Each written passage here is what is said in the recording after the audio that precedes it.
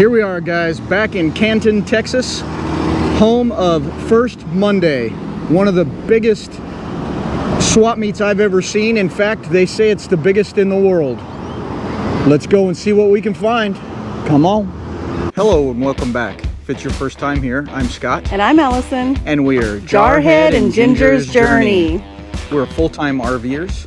We do destination videos, tips and tricks, and all things RV. If that sounds like something you'd like, go ahead and hit the subscribe button and come along on our journeys.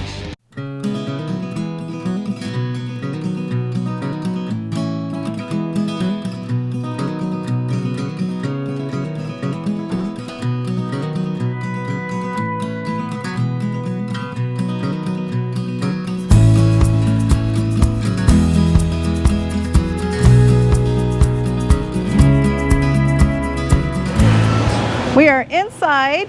It's a little bit rainy outside and windy, so we're checking out all there is to see. There's so much stuff here, y'all. I'm gonna need a bigger RV.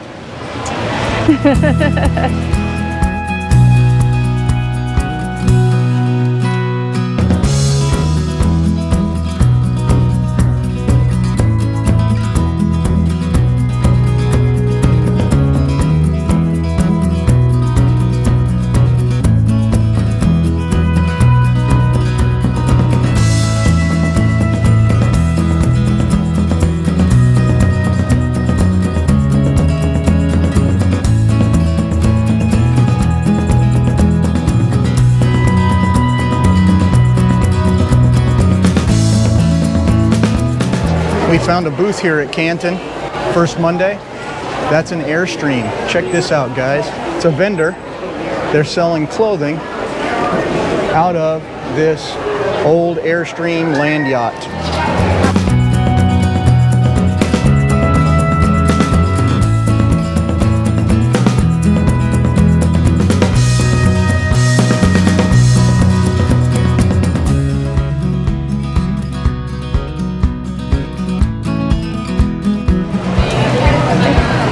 We're here in the indoor food court. You can find all kinds of things.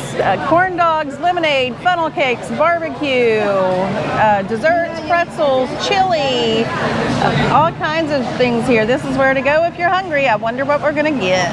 We decided to grab some lunch here at this place. The baked potatoes is the main feature, so I got a loaded baked potato with some pulled pork. And I got a hamburger and some French fries. So far, so good. Other than the loud announcing in the background and a little bit of music, hopefully you guys can't hear it. Leave it to us to find RVs to look at a gigantic flea market show. We came into the inside building here, whichever one we're in now, and we found a group of 4 or 5 RVs. Let's check them out. Come on. We're gonna start here at this retro. Let's check this thing out. Pretty cool paint job. Little tiny trailer. Let's go take a look from the door. And look where the door is, by the way. The door is on the back side of the RV itself. Kind of cool. We got checkerboard flooring. A couch over here. A bed, probably a twin size, I would say if I had to guess. Small 2-burner stove with sink. Microwave up here. A little Furrion refrigerator on your way out. And that's the complete tour of the retro Riverside RV.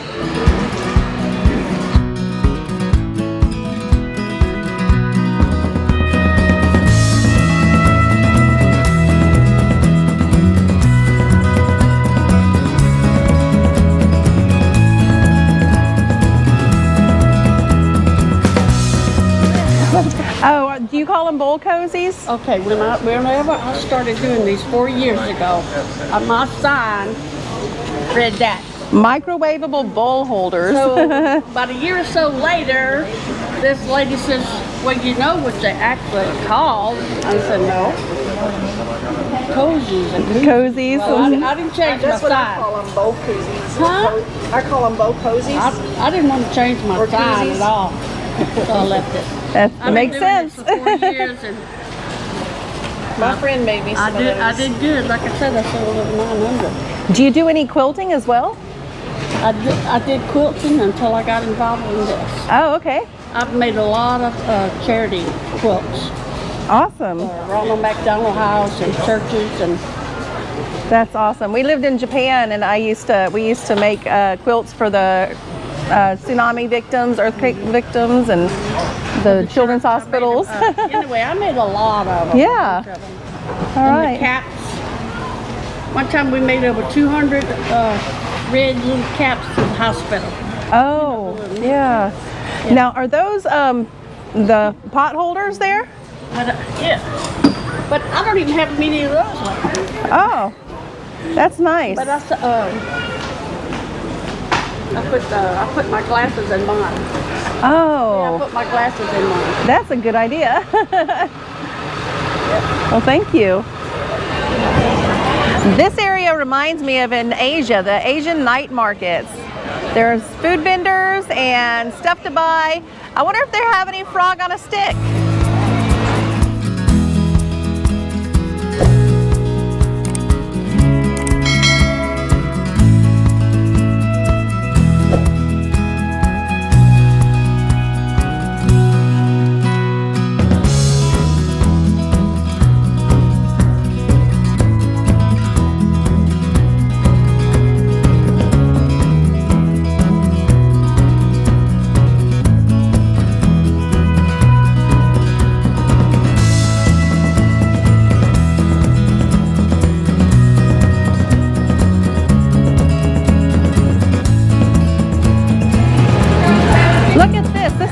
Freedom Challenge Ministries, and they're selling kettle corn. They have free samples, and they have so many different flavors. If only I could have kettle corn. That's amazing.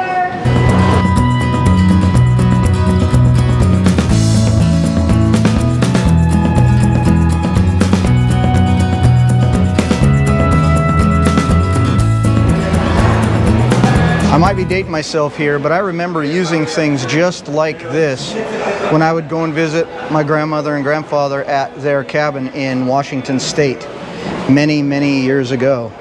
Not that one maybe, but these wash basins, we definitely used those because there was no running water.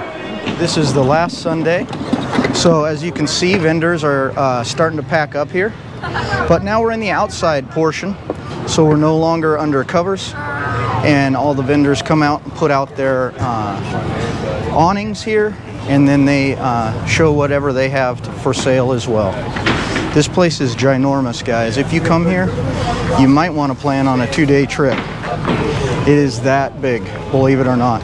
And there's another section a mile or so away for animals and pets and chickens and things like that. So there is so much to see here. It will take you well more than a day if you want to see it all.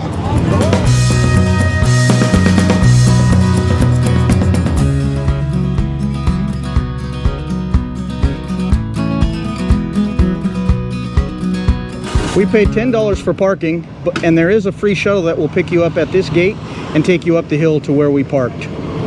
There is no admission fee. It's free to get in, but make sure that you bring cash because not all vendors accept credit cards. And if you have mobility issues, you can rent a scooter for $10 an hour or $60 for the day. And even if you don't have mobility issues, there were little kids riding around on them. Well, not little, teenage kids riding around on them. Because this place is so big, guys, you could get wore out pretty easily here. Like I said, 2-day trip probably if you want to see the whole thing. They do have food and beverages for purchase. I recommend you to bring your own water bottle, as they are about $3 a bottle most places. And there's all kinds of food, like fair food, and there's food trucks and vendors that are here every month if you wanted to come back and try them all out. Some pretty good food, and some, you know, just normal like fair type food and stuff like that. Well, if you're still here, thanks for sticking around to the end. We'll see you next time on Jarhead and Ginger's Journey. Bye, guys. There you go, right there.